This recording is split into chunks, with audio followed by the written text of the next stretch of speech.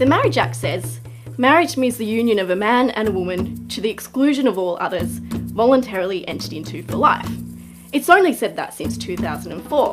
Before 2004, there wasn't a definition of what was meant by marriage in the Act.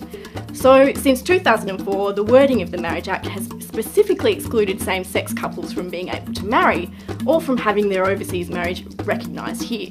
Same-sex couples and heterosexual couples get the same treatment if they're in a relationship defined as de facto. But what is that? The definition depends on the state you live in, whether you're applying for a visa or even accessing Centrelink payments.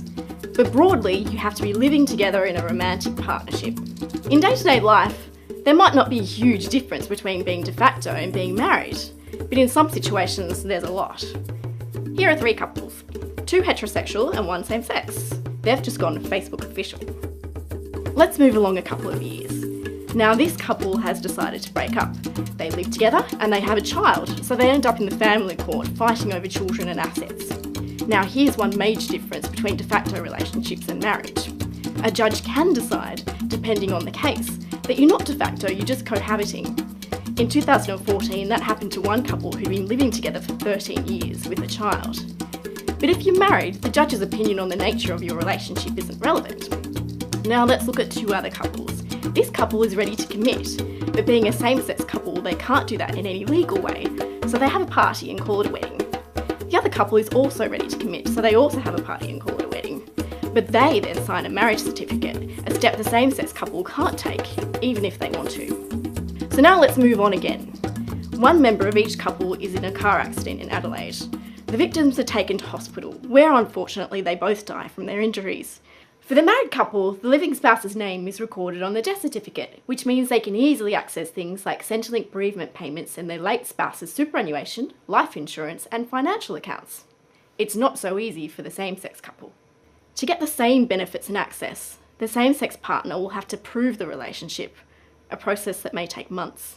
Let's say the car accident happens in Perth instead.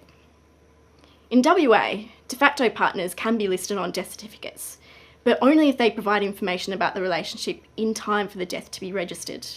If they miss this window, they need the next of kin support to have their name added later.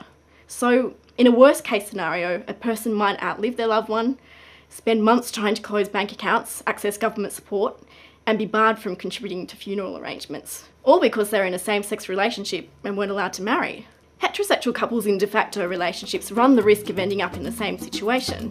But here's the thing, if you're a heterosexual couple, you have a choice. If you're gay, you don't. If changes are made to the wording of the Commonwealth Marriage Act, these state-by-state discrepancies would be moot. Some might still choose to remain de facto and be subject to different rules in different states, but they'd have the choice, and that's the point advocates are arguing for. No, only if it wants to. Marriage in a church and marriage in a legal sense are 2 different things. No, we're debating whether to include same-sex couples in the legal definition of marriage, not whether to change what heterosexual couples are entitled to.